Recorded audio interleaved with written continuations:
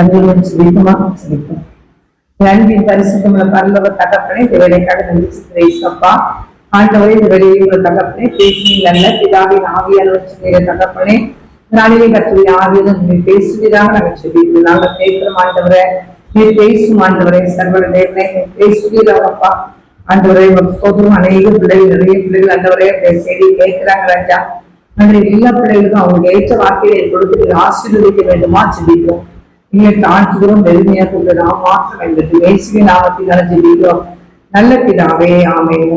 வசனம் தியானிக்கையில் இதயமதில் ஆறுதலே, காரிருளில் நடக்கையிலே தெய்வமாக வழி நடத்தோ, காரிருளில் நடக்கையிலே தெய்வமாக வழி நடத்தோ, திருக்கரத்தால் தாங்கி என்னை திரு சித்தம் போல் நடத்திடுமே, துயவன் கையில் களிமண்ணான் அனுதினமே வளைந்திடுமே, புயவன் கையில் களிமண்ணான் அனுதினமே வளைந்திடுமே. அல்லேலூயா.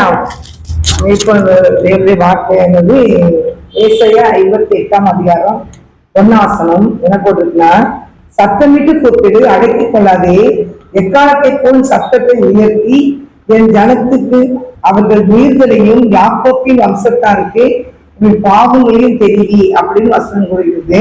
சத்தமிட்டு கூப்பிடு, அடக்கிக் கொள்ளாதேன்னா எதுக்காக அவங்க சொல்றாரு, ஜனத்தின் உன் சத்தத்தை உயர்த்தி என் ஜனத்துக்கு அவர் மீறுதலையும் யாக்கோப்பின் வம்சத்தாருக்கு அவர்கள் பாவங்களையும் தெரிவி அப்படிங்கிறாரு. சத்தமிட்டு கூப்பிடணும்னு சொல்றாரு.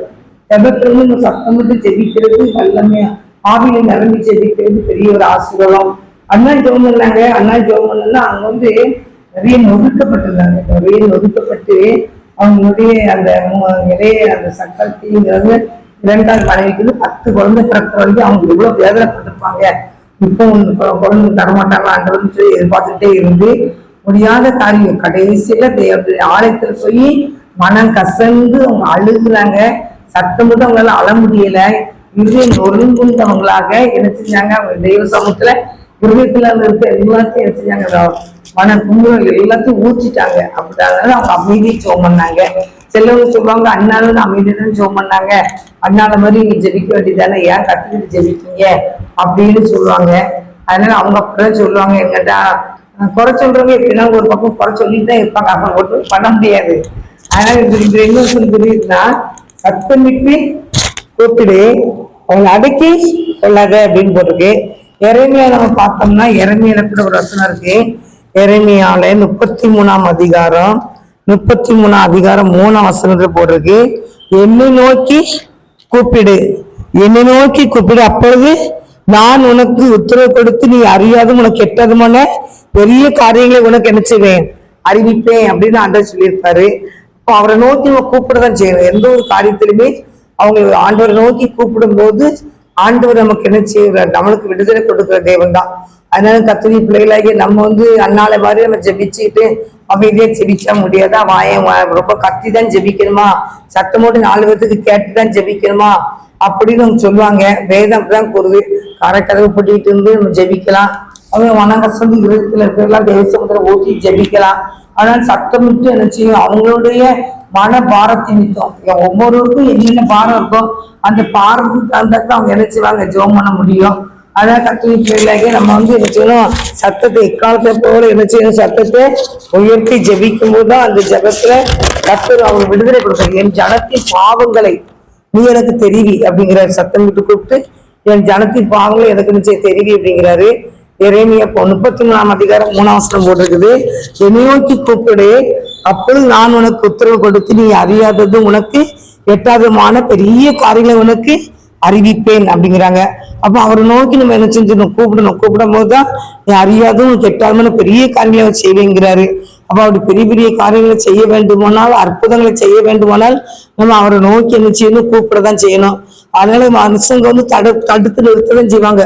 நம்ம வேகமா ஜெபிக்கும் போது அந்த ஜெபத்துக்கு கூட இன்னைக்கு ஆண்டவர் வந்து கிரியை செய்யறேன்னா நம்மளுக்கே தெரிஞ்சிடும். இந்த ஆண்டவர் அற்புதத்தை செய்ய போறா, எப்படியாவது ஒரு வகையில இந்த ஜெபத்தை தடுக்கிறதுக்கு தான் பிசாசு நிறைய முயற்சி எடுப்பான். அவனுடைய முயற்சி எல்லாம் பயங்கரமா இருக்கும். நம்ம ஜெபிக்கவே விட மாட்டான், விடமாட்டான், தேவசங்க நிக்க விட மாட்டான். அதான் சொல்றாரு, என்னை நோக்கி கூடுங்க, அறியாத கிட்ட பெரிய காரியங்களை செய்யறாரு. அப்ப அவரை நோக்கி கூப்பிடுற பிள்ளைகள் எடுத்துவாங்க, விடுதலை பெற்றுக் கொள்வாங்க. அப்ப நிறைய இருக்கிறாங்க பைபிள்ல நம்ம பார்க்கும்போது, அவன் நோக்கி கூப்பிடுறவங்க நிறைய இருக்காங்க. ஆனா ஒரு துணி மட்டும் நான் எடுக்கிறேன். அவங்க யாருன்னா மத்தியில மார்க்ல 10ஆம் அதிகாரத்துல பர்தீப குருடன் இருக்காரு. அவர் வந்து எப்படின்னா ஆண்டவர் நோக்கி எழுச்சிவாரு, கூப்பிடுவாரு. அவர் வந்து அமைதியை இருந்ததுனால விடுதலை பெற்றுக்கிட்ட முடியாது. அவர் என்ன செய்யறாரு, தாவிதீன் குமாரன் வழியா வருகிறார் அப்படின்னு சொல்லி கேள்விப்பட்டோன்னா அவருக்கு கண்ணு தெரியாது, அவருக்கு பார்வையற்ற ஒரு மனிதர். அதனால அந்த இடத்துல அவர் இருக்கும்போது என்ன செய்யறாங்க, அவர் வந்து அந்த 46ஆம் வசனத்தை வாசிக்கிறேன். பின்பு அவர்கள் எரிகோவுக்கு வந்தார்கள். அவரும் அவருடைய சீசர்களும் திரளான ஜனங்களும் எரிகோவை விட்டு புறப்படுகிற போது தீமுத்தியின் மகனாகிய பர்தீபு என்கிற ஒரு குருடன் வழியருகே உட்கார்ந்து என்ன செஞ்சிருந்தா, பிச்சை கேட்டுட்டு இருந்தான். அவனுக்கு தெரியும் அன்னைக்கு வழியர்கள் இன்னைக்கு வந்து இந்த வழியா இயேசு வராது தெரியதான் செய்யும். அதாவது எல்லாத்தையும் பைபிளுக்கு எல்லாத்தையும் போடுறதா போட முடியாது. ஏன்னு கேட்டீங்கன்னா அப்படின்னா ஒரு உலகமே காணாதுன்னு தான் யோவான்ல கடைசி அதிகாரத்துல கடைசி வசனம் போட்டிருக்கோம். அவர் செய்த அற்புதம் அதிசயங்கள் எல்லாம் போடுறதா அந்த உலகமே காணலாம், சமைக்க முடியாது, உலகமே காணலாம். அவ்வளவு அற்புதம் செஞ்சிருக்கிறாரா. 3 ஆண்டுல ஒளிஞ்சிருக்கிறாங்க ஏசப்பா.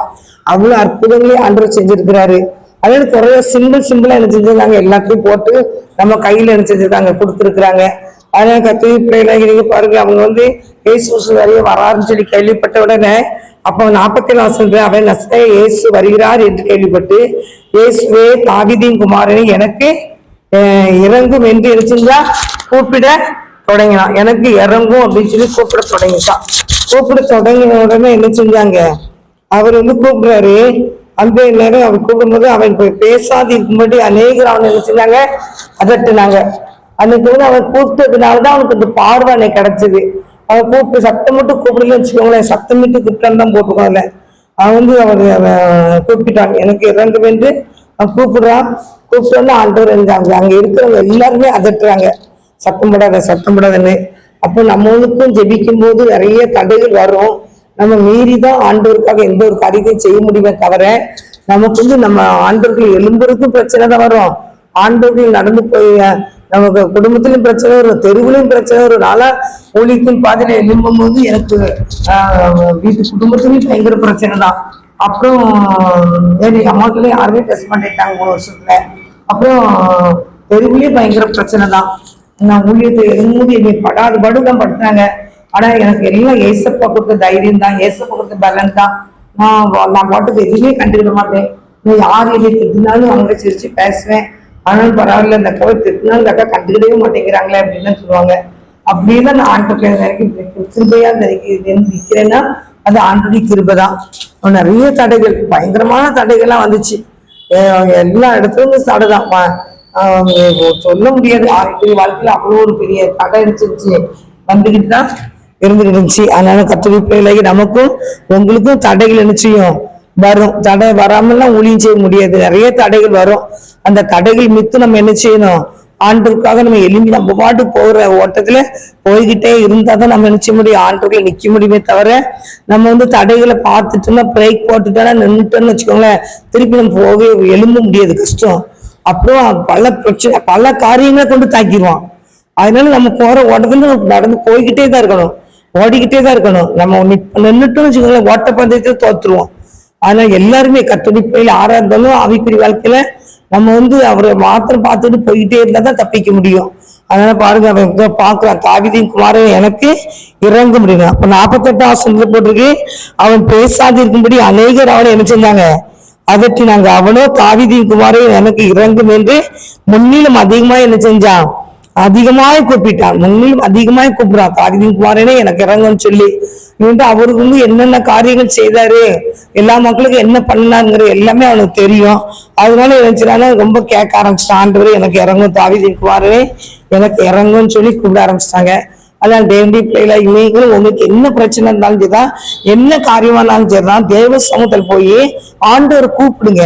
உங்களுக்கு நீதி கிடைக்கிற வரைக்கும், உங்களுக்கு ஜெயம் கிடைக்கிற வரைக்கும், உங்களுக்கு பதில் கிடைக்கிற வரைக்கும் தேவ சமூகத்துல அவரை கூப்பிட்டுக்கிட்டே இருங்க. ஜெபம் பண்ணுங்க, ப்ரேயர் பண்ணிக்கிட்டு ஜெபம் பண்ணதான் ஆண்டவர் நமக்கு இறைச்சுவார், இறங்கி நம்மளுடைய காரியங்கள் எல்லாத்தையும் இறைச்சுவார், விசாரிச்சு நம்மளுக்கு அற்புதத்தை செய்கிற தேவனா இருக்கிறார்.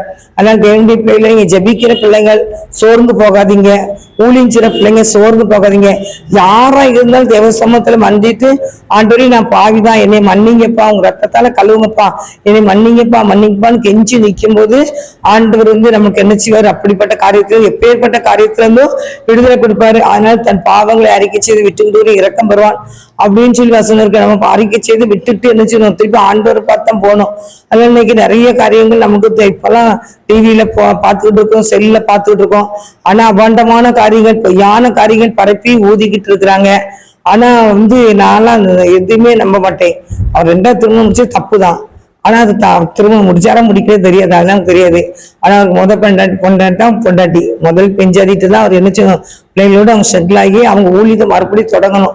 அதனால நீதிமன்றம் எழுதுனாலும் எழுந்து பண்ண வசனம் போட்டிருக்கு. அதனால அதுல இருந்து அவங்க மனம் திரும்பி வெளியே வரணும். அவங்க மனைவி குடும்பத்தோட மனைவி பிள்ளைகளோட செட்டில் ஆகி அவங்க நல்லபடியா இருந்து கர்த்தருடைய ஊழியத்தை செய்யணும். உலகம் முழுவதுமே அவங்களுடைய ஊழியத்தை பாடல் மூலியமா தான் இன்னைக்கு என்ன செஞ்சுட்டு இருக்கு, ஆராதனை நடந்துகிட்டு இருக்கு. அவங்க பாடல் தான், அவங்க இப்ப எல்லா இடத்துலயும் பாடல். அவங்களுக்காக அதிகமா ஜெபிக்காம விட்டுட்டோம், அதான் பெரிய காரியங்க. அதனாலதான் பெரிய பெரிய ஊழியக்காரங்களை எல்லாம் அவங்க மதிக்காம வேற போயிட்டாங்க. பெரிய ஊழியக்காரங்களை மதிக்கவே இல்லை. அவங்களுக்கு கீழ்ப்பிடிஞ்சு நடந்திருக்கணும், அவங்ககிட்ட அன்பு செலுத்தி இருக்கணும். ஒண்ணு அப்புறம் எல்லாத்துக்குமே இணைஞ்சு போயிருக்கணும். அவங்களோட ஊழி ரொம்ப நல்ல, அவங்களுக்குன்னு ஊழியக்காரன் வச்சிருந்தாங்க. ஆனா மத்த நேரம் மோகனெல்லாம் ரொம்ப தரமட்டமா பேசுனாங்க. அதெல்லாம் பெரிய தப்பு. அகஸ்டின் ஜெபக்கான ரொம்ப தப்பு திட்டினாங்க, அது பெரிய தப்பு.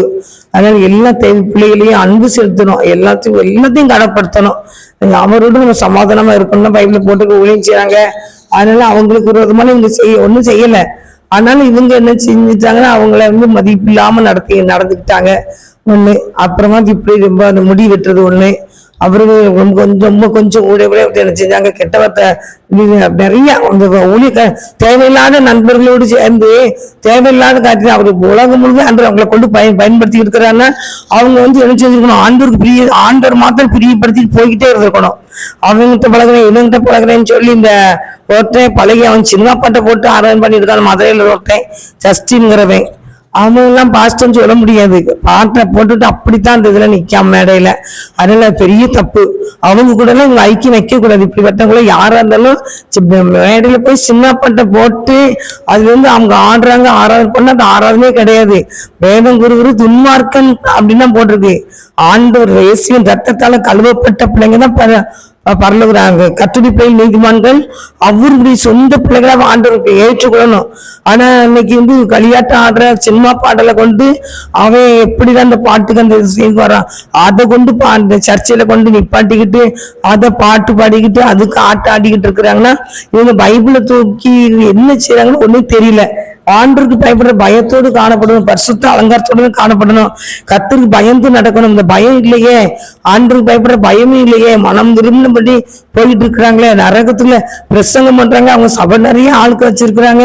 அப்படி வச்சுக்கிட்டு இப்படி பேசலாமா? அப்படி அந்த ஆத்துமாக்களுக்கு கேரண்டி இவங்க தானே கொடுக்கணும். என்னத்துக்கு ஆமா பரலோகத்துக்கு அவங்க நியாயத்துக்கு நடக்கும் போது இவங்க என்னத்துக்கு எங்க போய் நிற்பாங்க? ஒண்ணு எங்கேயுமே நிக்க முடியாது. அவங்களுக்கு நேரில் அனுப்புவார், அங்கிட்டு அக்னிக்குள்ள போக முடியும். இவங்க எப்படி பரலோக ராஜ்யத்தை குறித்து இவங்க பிரசங்கம் பண்ண முடியும் தெரியலையே. அதனால தேவனுடைய பிள்ளைகளை நம்ம பயந்து நடப்போம், அவங்களுக்காக ஜெபிப்போம், அவங்களும் மனம் திரும்பி ரட்சிக்கப்படணும். அங்கடா அவங்களும் ஏசப்பா, அவங்களுக்காக ஏசப்பா ரத்தம் சிந்தி அவங்க மீட்டெடுத்தாங்க. பாஸ்டருங்கிற போர்வைக்குள்ள கிடக்காங்க. ஆனா ஆண்டவருக்கு ஏசப்பா பிள்ளையா இல்லை, அவங்க பிசாசுக்கு பிள்ளையா இருக்கிறாங்க. அதனால அவங்க கூட இவங்க சேர்ந்ததுனால இப்ப இவங்களும் அவங்க தகுந்தாக்குல அங்க இருக்கிற அந்த மல்லிகைப்பூ வீட்டுக்குள்ள இருந்தா மல்லிகைப்பூ வாசம் அடிக்கும், மீன் கருவாட்டுக்குள்ள இருந்தா அந்த நாட்டம் தான் வீட்டுக்குள்ள வரும். அதே மாதிரி இவங்க அதோட ஜாயின் பண்ணிட்டாங்க. நாட்டத்துக்குள்ள ஜாயின் பண்ணி கடைசி அவங்க பாட்டை படிச்சு ரொம்ப இது பண்ணி இப்ப பாருங்க ரொம்ப அல்லல் ஆடிக்கிட்டு இருக்கிறாங்க. ஆனாலும் ஏசப்பா தூக்கி நிறுத்திடுவாங்க. ஜான் ஜெபராஜ் வந்து கண்டிப்பா தூக்கி எடுத்து நிறுத்துவாங்க. ஆண்டவருடைய பிள்ளை வந்து அப்படி பாட்டு படிச்சு அவ்வளவு மகிமையா பாட்டு படிச்சு ஆராதனை பண்ணி எவ்வளவு அழகா ஆண்டவருக்கு முன்பாக தாழ்மையோடு அவங்க காணப்பட்டாங்க. அதாவது மக்களை பூரா திட்டிக்கிட்டே இருந்தாங்க, ஊழியக்காரங்களை பூரா மதியது இல்லாம. ஆனா ஒவ்வொரு பாட்டும் அவங்க அப்படியே கிருபையை குறிச்சு படிப்பாரு. தலைமுறையை காண செய்த தேவன் சொல்லி ஒரு தன்னை தாழ்த்துவாரு. கலங்கின நேரம் எல்லாம் கை தூக்கி எடுத்தவரைங்கிற பாட்டு எல்லாம் நிறைய பாட்டு பூரா தாழ்மையாத அந்த பாட்டுலாம் படிச்சிருப்பாங்க. ஆனா எதுக்கு ஊழியக்காரங்களை இப்படி மதிக்காம போறாங்கன்னு தெரியல. ஊழியக்காரங்களை மதிக்கலைன்னா அப்ப பிசாசுதான் உட்கார்ந்துட்டு இருக்கிறாங்க. கத்துடைய பிள்ளைங்களை ஊழியக்காரங்க, பெரிய பெரிய ஊழியக்காரங்க, சின்ன ஊழியக்காரங்க யாரா இருந்தாலும் ஊழியம் சின்ன பிள்ளைகளை மதிக்கதான் செய்யணும். யாரையுமே அசட்டை பண்ணிடக்கூடாது, அற்பமா எண்ணிடக்கூடாது. எல்லாம் ஊழியக்காரங்க. 4 இடத்துல பெங்களூர்ல ஒரு ஊழியக்காரன் சினிமா பாட்டு படிக்கிறான், நான் மெட்ராஸ் ஒருத்தன் சினிமா பாட்டு படிக்கிறான், கோயம்புத்தூர்ல ஒருத்தன் சினிமான்னா அது ஜான் ஜெபராஜ் சொல்றாங்க, மதுரையில ஒருத்தன், இப்படி எல்லாம் அங்கங்க சினிமா பாட்டை படிச்சுக்கிட்டு ஆண்டவருடைய நாமத்துக்கு விரோதமாய் செயல்பட்டுக்கிட்டு இருந்தா ஆண்டவருடைய கோபம் பத்தி எரியும்ல. அவங்க ஆண்டவருடைய கோபம் பத்தி எரியும். கடைசி சூழ்நிலை எப்படி இருக்குது கடைசியில பாருங்க. அந்த பள்ளியில் இந்த பள்ளியில் சொல்லி நிறைய குற்றச்சாட்டுகள் இருக்கு. அது நான் பண்ணேன், எனக்கு அதை பத்தி ஒண்ணுமே தெரியாதுன்னு. அப்ப சரி, அவங்க மனைவியே அந்த பிள்ளைங்களோட இருந்துடக்கூடாது, வெளியே அங்க உள்ள போயிட்டு அது வந்து பொண்டாட்டி பிள்ளைங்கன்ட்டு வரட்டுங்கிறதுனால ஏதோ திட்டம் போட்டு செயல்பட்டாங்க. அதனால தேவனுடைய பிள்ளைகளாகி நம்ம அவங்களுக்காக ஜெபிக்கணும். அவங்கள ஏசப்பா நோக்கி கூப்பிடும் போது யாருக்குனாலும் ஆண்டவர் விடுதலை கொடுக்குற தேவன் தான். கர்த்தருடைய பிள்ளைகளை நீங்க இப்படி ஊழியக்காரங்களுக்காக நல்லா ஜெபம் பண்ணுங்க. நாங்களும் ஜெபம் பண்ணிக்கிட்டு இருக்கோம். எல்லாரும் பாரத்தோடு ஜெபம் பண்ணுங்க. என்னட்டா ஒவ்வொரு ஊழியக்காரனையும் உருவாக்குறதுக்கு அந்த உருவாக்கப்பட்ட அந்த அக்னி குகைக்குள்ள போயிட்டு வரவங்களுக்கு தான் தெரியும். அதை புடமிடுக்குள்ள போயிட்டு வரவங்களுக்கு தான் தெரியும். அது பட்ட பாடுகள், வேதனைகள், கண்ணீர்கள் எல்லாம் தெரியும். தன்னால உடம்புல நடுங்கிறோம். அப்படிப்பட்ட காரியத்துக்குள்ள போயிட்டு ஆண்டவர் வெளியே கொண்டு வந்து அந்த ஆண்டோடைய ஊழியத்தை செய்விக்காங்க. ஆனா பிசாசு தந்திரமா செயல்பட்டு அவரை மாதிரி அவர் நண்பர்களை 4 நம்பரை உள்ள விட்டு அவனு கூட சேர வச்சு கடைசி அவருடைய அபிஷேகத்தை விட்டுட்டு அங்கிட்டு ஓடிக்கிட்டு இருக்காங்க. கர்த்தருடைய பிள்ளைகள் இப்படி ஓட வேண்டிய அவசியமே கிடையாது. ஆண்டவர் பயந்து நடக்கிறவங்க, ஆண்டவங்களால உண்மையா நடக்கிறவங்க எதுக்கும் பயப்பட வேண்டிய அவசியமே இல்லை. அதனால சரி, அவங்களுக்காக ஜெபம் பண்ணுவோம். கர்த்தர் மனைவி பிள்ளைகளோடு அவர் வந்து இருந்து கர்த்தருடைய ஊழியத்தை செய்யணும். இன்னும் எல்லா ஊழியக்காரங்களையும் அவர் மதிக்கணும். எல்லா ஊழியக்காரங்களையும் மதிக்கணும். அந்த முடி வெட்டுலாம் நீட்டா இருக்கணும். அந்த அங்கிட்டு வலிச்சுக்கிட்டு அது அசிங்கமா அதை பார்த்தாலே கன்றாவியா இருக்கும் தலையை பார்த்தாலே. ஆனாலும் எனக்கு ஜெபராஜ் ரொம்ப பிடிக்கும். அதனால அப்பெல்லாம் அப்படி முடிவெட்டு வெட்டவே கூடாது. அது மாதிரி பேசுறதும் யாரையும் திமிரா பேசக்கூடாது. எல்லாத்துட்டையும் அன்பா கனப்படுத்தி தான் பேசணும். அதுதான் அழகு, கர்த்தருடைய பிள்ளைகளுக்கு அழகு. அப்படி இருந்தா பேசுனா பைபிள் தூக்குறாங்க. அவங்க எதிராக இருக்கிறவங்க என்னத்தை ஏசான்னு நீங்க பொறுத்து போறது தப்பே கிடையாது. பொறுத்து போறதுனால உயர்த்ததான் படுவாங்க.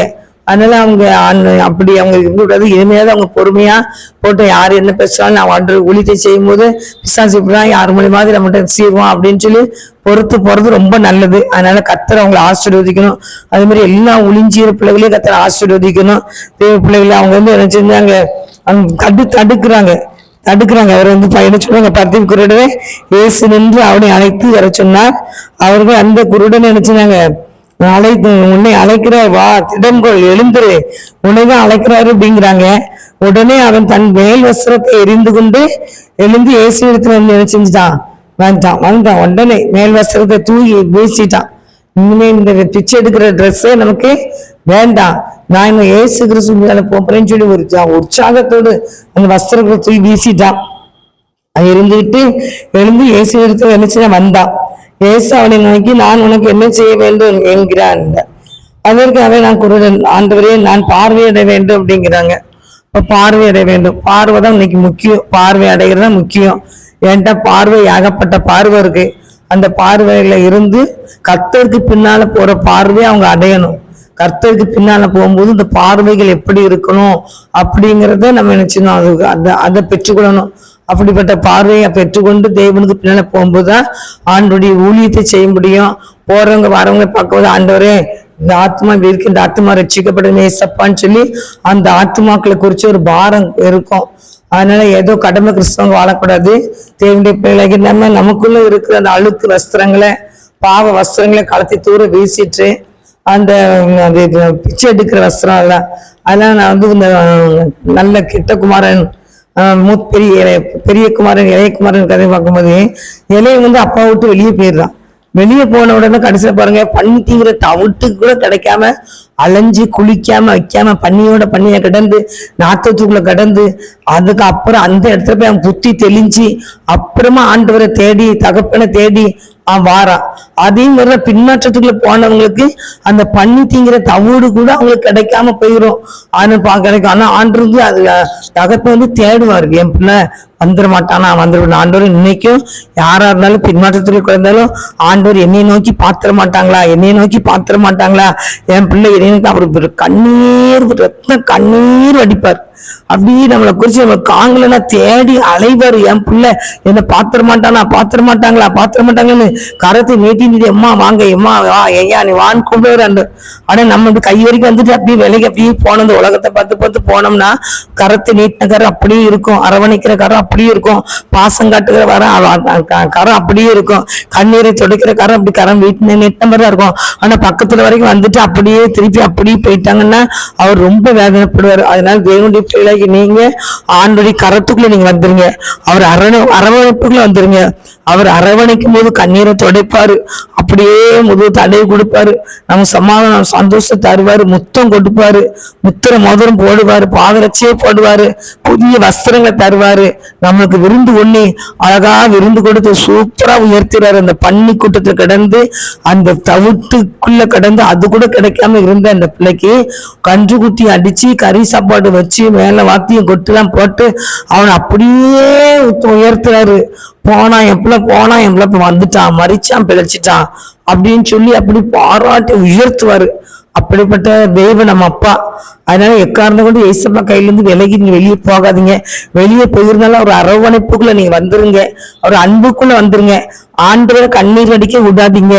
ஆண்டவர் நமக்காக எவ்வளவோ அடிக்கப்பட்டாரு, எவ்வளவோ அவமானப்படுத்தப்பட்டாரு, காரி துப்பப்பட்டாரு, அவர் வேதனைப்பட்டாரு, நமக்காக அந்த சிலுவை தூக்கி சுமந்தாரு. அந்த மலையில ஏறும் போது எல்லாம் எவ்வளவு கஷ்டம், அதில் நமக்கு நடக்கும் போதே மூச்சு முட்டும். அவங்க சிலுவை தூக்கிட்டு யாருக்காக நமக்காக செயல்பட்டாரு.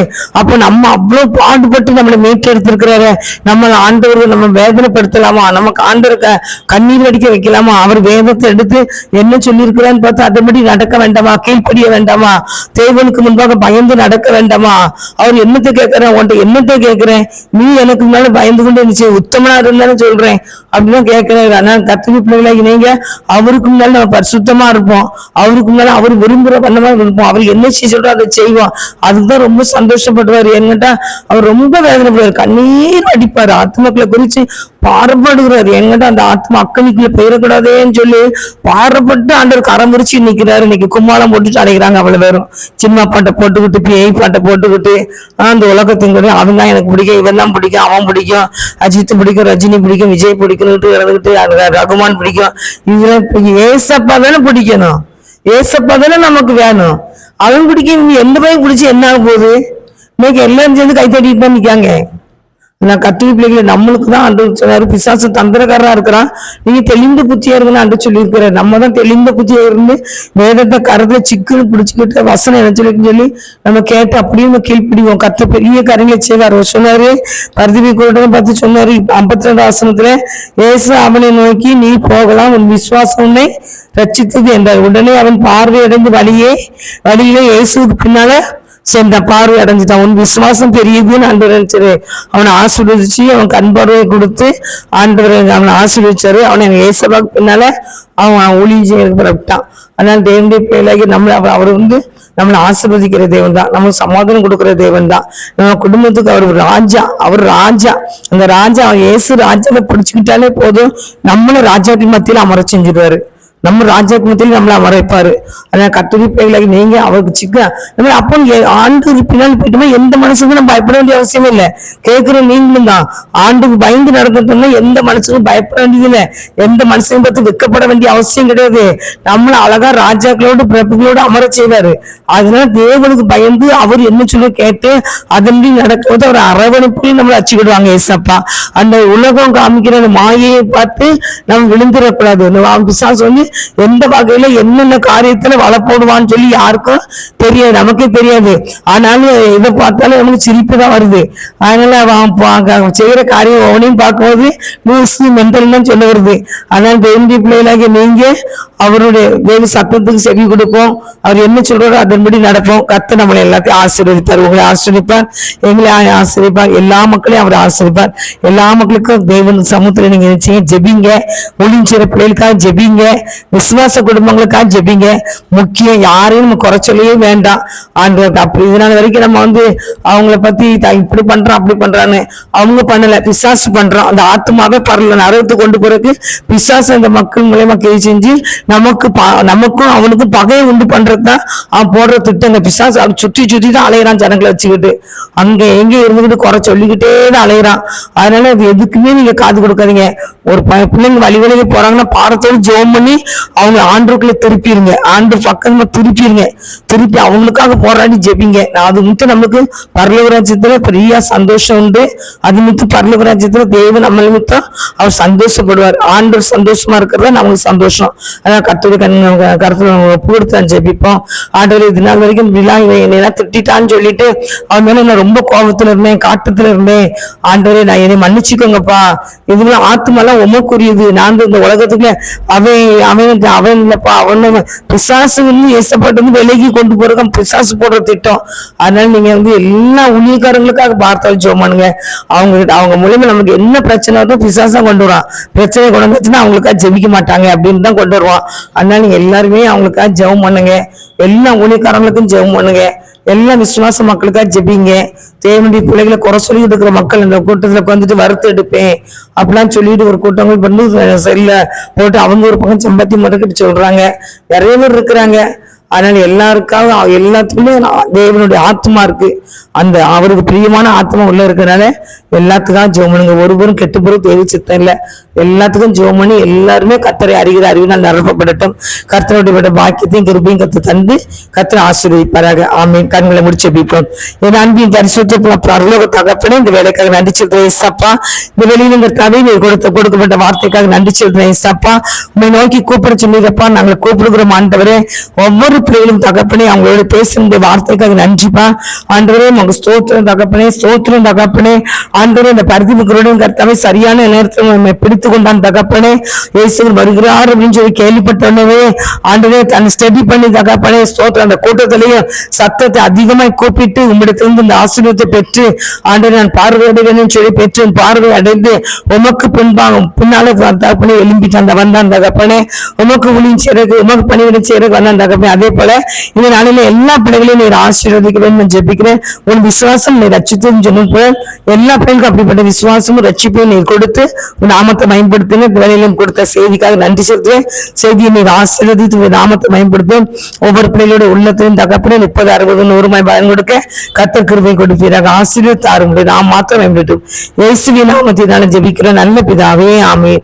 நாத்துமாவே கர்த்தரை சோதரி, முழுவதும் பிரஸ்தானத்தை சோதரி. நாத்துமாவே கர்த்தரை சோதரி, கர்த்தர் செய்த சகல உபகாரங்களையும் மறவாதே. ஆமென். ஹல்லேலூயா, ஹல்லேலூயா, ஹல்லேலூயா. கர்த்தர் உங்களை ஆசீர்வதிப்பாராக. ஆமென்.